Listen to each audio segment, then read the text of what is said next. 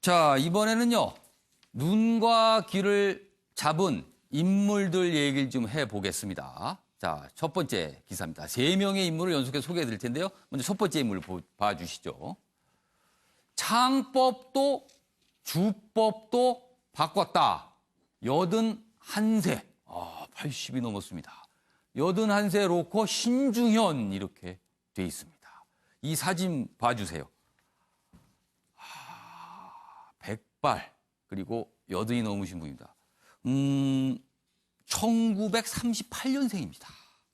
그런데 아직도 저런 락 음악을 하고 있는 거예요. 기타를 들고서요. 그런데 최근에 여기 보시면 14년 만에 새 앨범을 냈어요.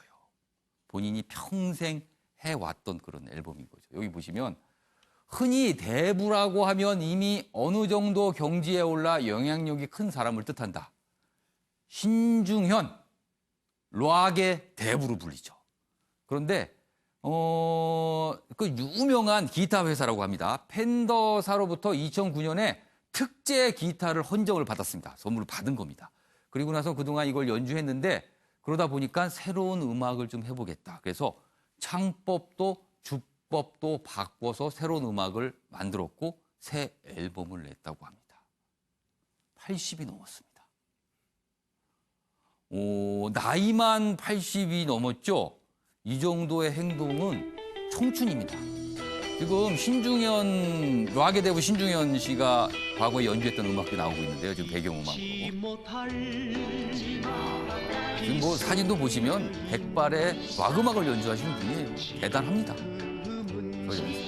정영선 의원님, 혹시 이 정도 나이 되실 때 이런 모습 상상이 가세요? 일단 멋있네요. 그리고 뭐 이제 조용필 씨나 이미자 씨나 뭐 해서 상당히 오랫동안 연세에도 불구하고 가수 활동을 하시는데 정말 여하튼 뭐 보기 좋고 특히 조용필 씨 같은 경우에는 원래의 창법하고 최근에 또 이제 창법이 또 바꾸기도 했는데 제가 신중현 씨의 바뀐 창법은 뭐 들어보지는 못했지만 아직 뭐 저 새로운 앨범에서 아직 공개는 안 됐다고.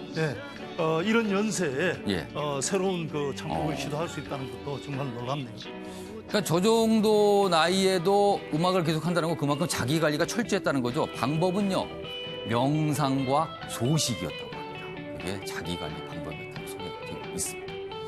알겠습니다. 자, 이번엔 다른 인물로 넘어가 보겠습니다. 관련 기사 있습니다. 보시죠. 다음 기사입니다. 정미경 자유한국당 최고위원 어제 발언이 좀 있었는데요. 여러 가지 얘기가 있어요. 자, 이런 얘기를 합니다. 댓글을 인용해서 소개를 한 겁니다. 문재인 대통령 이순신보다 낫다더라. 세월호 한 척으로 승리했다. 뭐 이런 얘기를 당 회의에서 해요. 여러 가지 논란이 있었습니다. 그러자 한국당은 이거 막말 아니다. 뭐 이렇게 하면서 이제 이의 제기도 했습니다. 여기 보시면 좀 다른 대목도 있어요. 정 최고위원은 일본의 수출 규제 조치에 대해선 문 대통령이 이걸 소개하기가 참 좀 표현이 좀 여러 가지가 의미가 있는데 그냥 소개하겠습니다. 제가.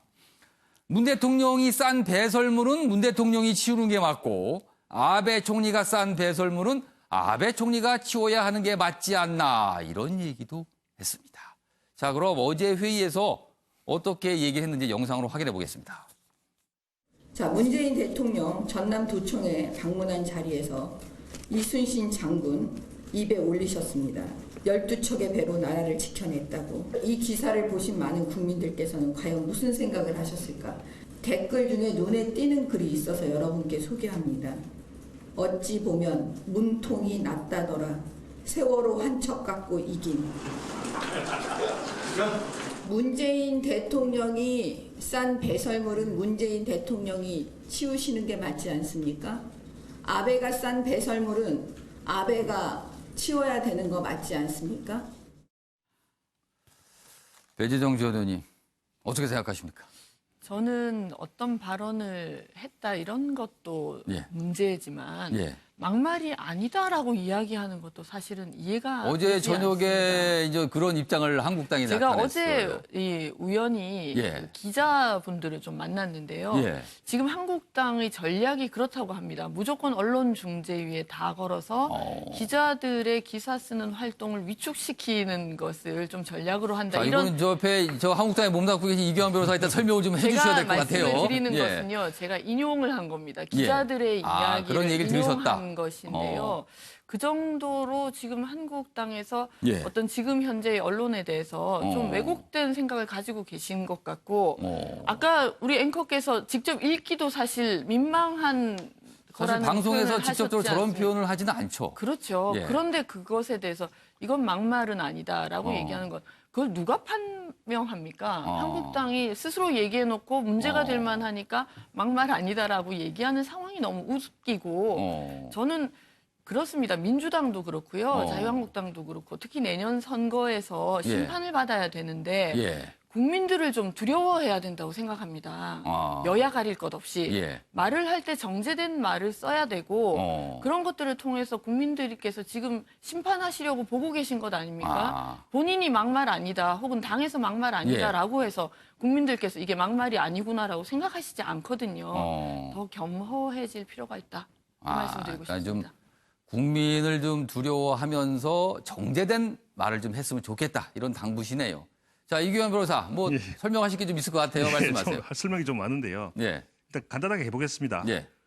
저는 막말의 기준을 좀 한번 알고 싶습니다. 예. 이 기자들도 예. 이 표현을 막말이라고 표현하는 분들도 있고 예. 막말을 뭐 표현하지 언론에 않는 따라서는 그렇게 언론- 표현된 데도 있고 아닌 데도 예. 있습니다, 지금. 왜냐하면 막말이 내용을 잘못을 얘기하는 거지 형식의 잘못을 얘기하는 어. 거죠. 애매한 부분이 있거든요. 예. 만약 형식적으로 좀 강한 말이라고 했을 때 다 막말이라고 했다가 그것을 정제해서 내용상으로 좀 문제가 될 수 있으면 그걸 또 막말이라고 하게 되면 기준이 없기 때문에 뭐라고 힘든 상황이 되는 거죠. 예. 지금 정제된 표현이라고 얘기를 하는데 예. 지금 일본의 수출 규제 조치에 대해서 어떤 뭐 심한 표현상으로는 적어도 예. 내용상으로는 좀 그럴 수는 있어도 예.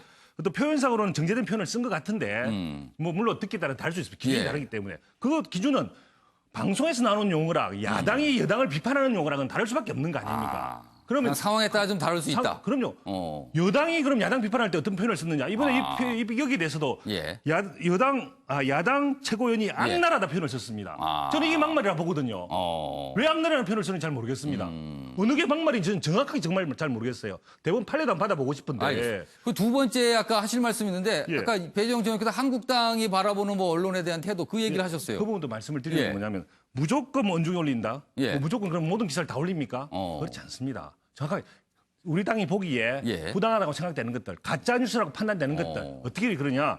지금 뭐 언론 전체가 잘못됐다는 것이 아니라 예. 언론은 아무래도 어떤 방송법상의 규제를 예. 받는다든지 지금 정권을 쥐고 있는 것은 예. 모든 칼자를 쥐고 있는 것은 정권이기 때문에 예. 정권 눈치를 보지 않을 수가 없다는 거죠.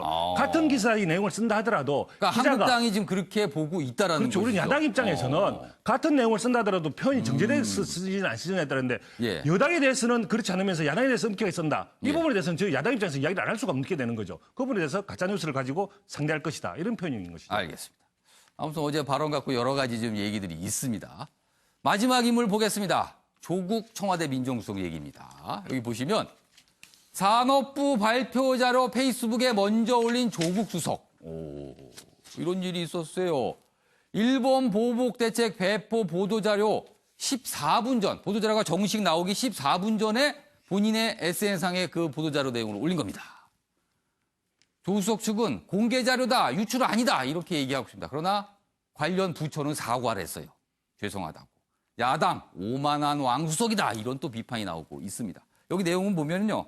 조 수석 측은 해당 자료가 즉시 공개로 돼 있는 것을 확인한 만큼 유출이 아니다라는 입장이지만 도리어 관련 부처인 산업부는 청와대에 먼저 보고하고 배포하려 했던 사안이다. 배포 전에 먼저 유출된 것에 대해서 죄송하다. 유출 공개는 누가 했는데 또 사과는 누가 하고 약간 좀 다르네요. 최영선 의원님 어떻게 보셨어요? 이 상황. 권력이 절제를 잃은 모습이 보입니다. 예. 그러니까 내부 공유를 하는 절차와 예. 그다음에 저것을 공개를 해야 될 주체는 완전히 다른 거거든요. 그러네요. 청와대에 그냥 내부 공유 차원에서 그렇죠. 조류를 보낸 거고 산업부가 당연히 먼저 공개를 해야 되는 겁니다. 그러면은 조국 수석이 먼저 봤다 하더라도 예. 공개 주체인 산업부가 공개할 때까지 기다리는 게 맞죠. 근데 이게 만약에 경제수석이 공개했으면 또 다른 얘기일 수 있는데 민정수석이잖아요. 그러니까 말이죠. 그래서 여하튼 이 권력이 예. 자기 절제를 잃은 것이 저런 데서 보인다. 특히 산업부가 왜 사과를 합니까? 산업부는 정보 공유 차원에서 청와대에 뭔가 보여준 것이고 예. 어디까지나 공개할 권한이라든지 이런 것은 산업부에 있는 거거든요. 예. 잘못은 민정수석이 했는데 예. 왜 산업부가 사과를 합니까?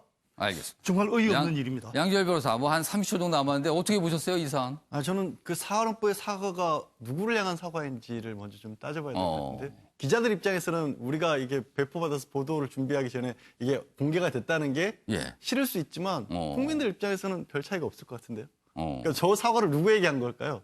기사에는 그게 안 나와 있어서요. 그러니까 저 배포하는 자체는 문제는 없다고 보세요? 저는 그렇게 봅니다. 즉시 공개로 돼 있었기 때문에. 그러니까 뭐 이런 식이든 저런 식이든 공개 자체는 문제 없다라는 게 양지열 변호사의 또 생각이시네요. 알겠습니다. 자, 아침에 매일 경제의 마지막 순서입니다. 김유진 아나운서의 이슈컷 보시죠. 이슈들을 사진으로 살펴보는 시간 이슈컷입니다. 첫 번째 이슈태그는 사각지대입니다. 서울의 한 원룸 건물의 입구입니다. 우편함 옆에 공용 현관 비밀번호가 적혀 있는데요. 외부인 차단 관리가 얼마나 허술한지 엿보일 수 있는 대목입니다. 최근 여성을 뒤쫓아가 집에 침입하려 한 사건이 잇따르고 있는데요. 적용 가능한 혐의는 주거침입죄 정도고 이마저도 명백한 증거가 있어야 하는데 CCTV가 없는 곳도 있습니다. 보호의 사각지대에 놓인 거주자들, 강력범죄로 이어질 수 있는 만큼 대책이 필요해 보입니다. 두 번째 이슈태그는 길조입니다. 경남 김해 구지봉에 백로가 때로 모여 있습니다. 지난 5월 400여 마리에 이어 최근엔 약 1000마리가 이 일대로 날아들었는데요.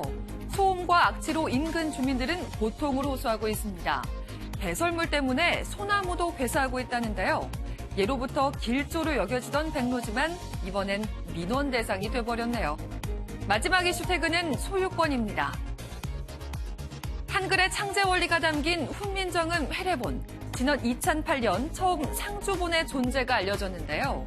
본인 집에서 발견했다는 현 소장자는 반환을 거부하며 국가를 상대로 소송을 제기했습니다. 문화재청의 서적 회수 강제 집행을 막아달라는 건데 최근 그 소송에서 최종 패소했습니다. 하지만 그는 상주본의 행방을 밝히지 않고 있는데요.